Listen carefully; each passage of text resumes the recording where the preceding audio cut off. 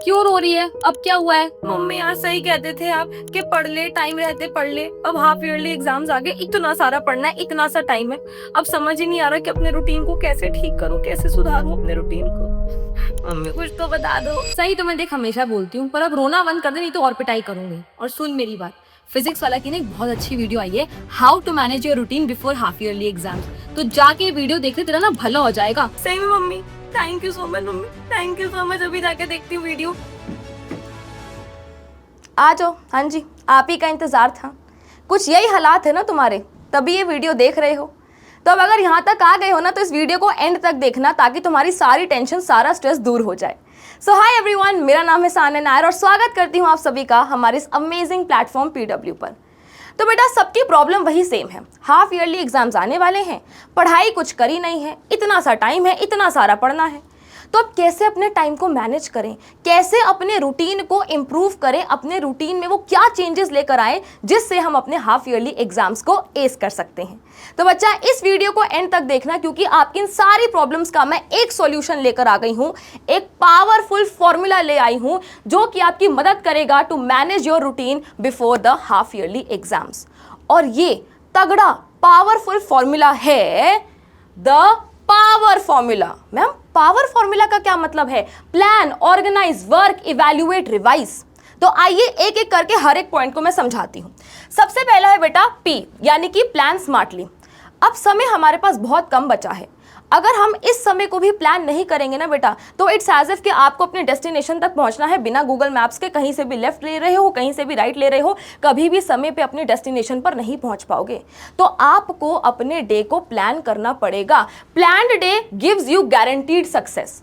अब प्लान भी कैसे करना है कि भाई एक दिन में सब कुछ पढ़ लेंगे क्या, कि एक दिन में पूरी साइंस, एक दिन में पूरी मैथ्स, फिर SST इंग्लिश, ऐसा नहीं करना बेटा। आपको एक रियलिस्टिक टाइम टेबल बनाना है। आपको अपने रोज के टारगेट सेट करने हैं कि भाई आज मुझे ये टारगेट्स कंप्लीट करने हैं।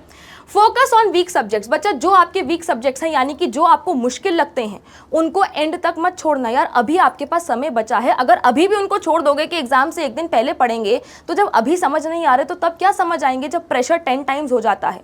तो जो आपके वीक सब्जेक्ट्स हैं उनको ज़्यादा समय दो। जनरली बच्चों को मैथ्स और साइंस मुश्किल लगते हैं, तो मैथ्स और साइंस को आपने हर दिन पढ़ना है बेटा। हर दिन मैथ्स और साइंस के लिए समय निकालो और बाकी सब्जेक्ट्स को ऑल्टरनेटिवली पढ़ो, ठीक है। Break syllabus into daily target, जो कि मैंने आपको बताया कि आपको एक रियलिस्टिक टारगेट टेबल बनाना पड़ेगा, जिससे आप अपने रोज के टारगेट्स रोज कंप्लीट कर सके। और बेटा, अब तो कंप्लीट करने ही पड़ेंगे, अब हमारे पास कोई चॉइस भी नहीं है, ठीक है। तो प्लान स्मार्टली हो गया। नेक्स्ट है बेटा ऑर्गेनाइज योर रिसोर्सेज। अब एक बात बताओ, पढ़ने हम बाद में बैठते हैं, पहले तो भाई 5 किताबें ढूंढने लगते हैं। मैथ्स वाली किताब कहाँ चली गई, उसकी कॉपी कहाँ चली गई, ये वाले चैप्टर के नोट्स तो मैंने उस रफ नोटबुक में बनाए थे, वो वाली नोटबुक ही मुझे नहीं मिल रही है। फिर यार कुछ क्वेश्चंस का असाइनमेंट था, वो मैंने कहाँ पे रख दिया।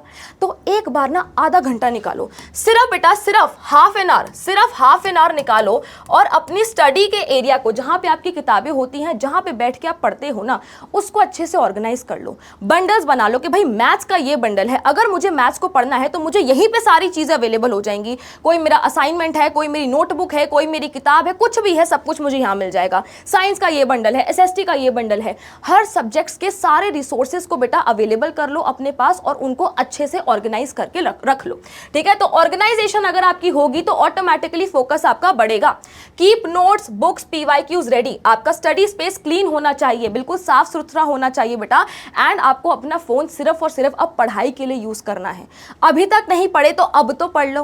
कुछ समय के लिए ये जो आपका इंस्टाग्राम है, स्नैपचैट है, फेसबुक है, जो भी बेटा फालतू की एप्स आपने डाउनलोड कर रखी हैं, उनको अनइंस्टॉल कर दो, और सिर्फ जो भी आपकी पढ़ाई की एप्स हैं, जो आपको पढ़ने में मदद करती हैं, सिर्फ उन पे बेटा उनको यूज करो, राइट। तो फोन को आपको सिर्फ किस लिए यूज करना है, सिर्फ स्टडी के लिए यूज करना है, क्योंकि बेटा फोन पे ही अब हमारे को पढ़ना होता है। फोन, लैपटॉप, मतलब स्क्रीन तो हमें चाहिए पढ़ने के लिए, तो उसको यूज करो, बट फायदे के लिए यूज करो, ठीक है। चलिए, अब बात आती है W, है ना। पावर में P हो गया, O हो गया, बात आती है W। W का मतलब है वर्क इन ब्लॉक्स। क्या कहना चाहता है भाई, कि बर्नआउट नहीं होना है, कि यार हम तो अभी तक पढ़े नहीं हैं, अब 6 घंटा बैठेंगे और पूरी पढ़ाई खत्म कर लेंगे। बेटा the quality of hours matter not the quantity, ठीक है। आप कितने घंटे पढ़ रहे हो उससे फर्क नहीं पड़ता, बट आप उन घंटों में कितना पढ़ रहे हो उससे फर्क पड़ता है, ठीक है।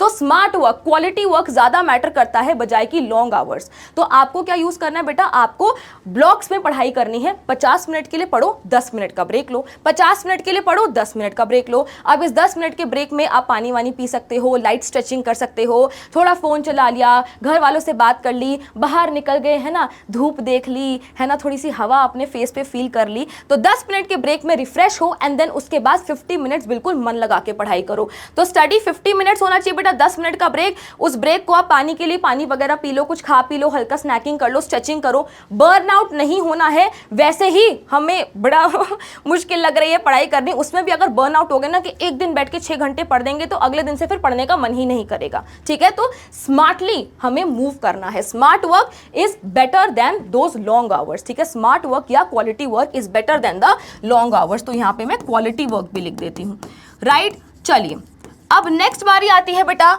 ई की, यानी कि इवैल्यूएट योरसेल्फ। बच्चा जितना जरूरी है पढ़ना, उससे ज्यादा जरूरी है अपने आप को इवैल्यूएट करना, ठीक है। तो समय समय पर मॉक टेस्ट दो, पीवाईक्यूज करो, सैंपल पेपर्स करो, ताकि आपको पता लगे कि भाई आपने जो पढ़ा है तो उसको पढ़ने के बाद आप कहां स्टैंड कर रहे हैं। तो evaluation is the shortcut to success. Mock test दो हर 2-3 दिन में, ठीक है। उसके बाद सैंपल पेपर सॉल्व करो और अपनी मिस्टेक्स आइडेंटिफाई करो। बहुत बच्चों को ये गलतफहमी होती है कि टेस्ट का मतलब है कि बस टेस्ट दे दिया, उसके बाद उसके बारे में सोचते भी नहीं है। 20 में से कितने नंबर आए, 13 नंबर आए, 7 नंबर कहाँ कटे पता नहीं भाई, कहाँ कट गए तो कट गए, अब देखी जाएगी।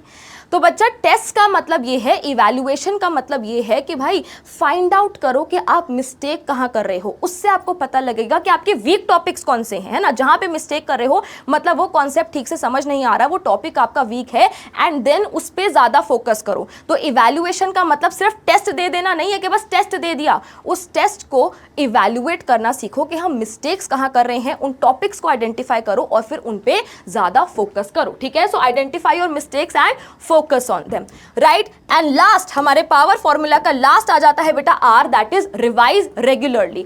अब बेटा रिवीजन पता क्या है, देखो ये आपकी प्रिपरेशन है, ठीक है, यहां पे आपका सक्सेस है। तो रिवीजन जो है वो प्रिपरेशन और सक्सेस के बीच का ब्रिज है, ठीक है, ब्रिज है। प्रिपरेशन और सक्सेस के बीच का जो ब्रिज है ना वो रिवीजन है, इसी पे चल के आपको सक्सेस तक जाना है। तो यार आप समझ ही सकते हो कि रिवीजन कितनी इंपॉर्टेंट है।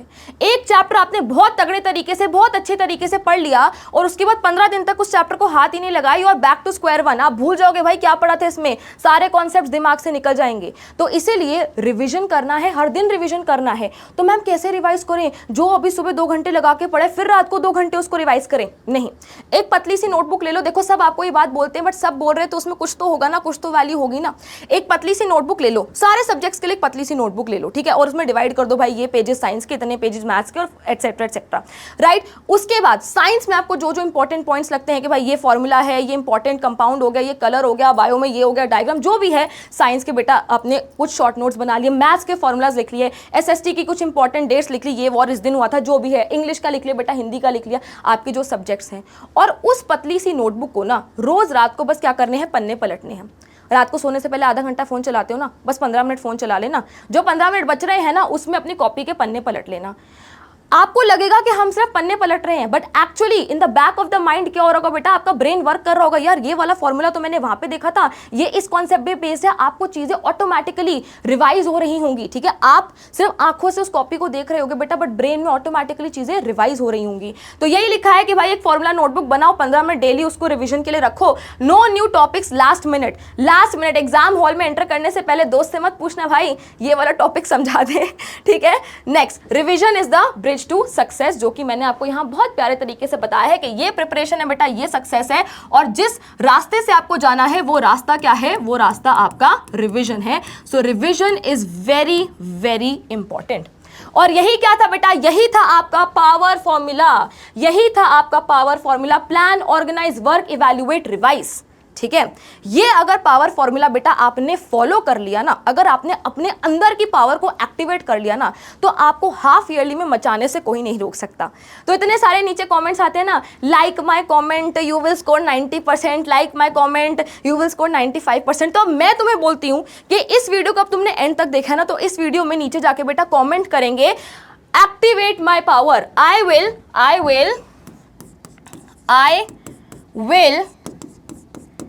Activate my power. इस वीडियो के नीचे जाके बेटा कमेंट करेंगे कि मैं अपनी पावर को एक्टिवेट करता हूं, और फिर देखना यार तुम कितना बढ़िया स्कोर करते हो, तुम हाफ ईयरली में कितने अच्छे से परफॉर्म करते हो। तो बेटा पावर लगाओ और एग्जाम्स में सक्सेस पाओ, ठीक है। तो ये था एक powerful formula for you so that you can S your half yearly examinations, ठीक है। ये जरूर लिख के जाना बेटा कॉमेंट्स में, I will activate my power. And तब तक के लिए I will see you all next time.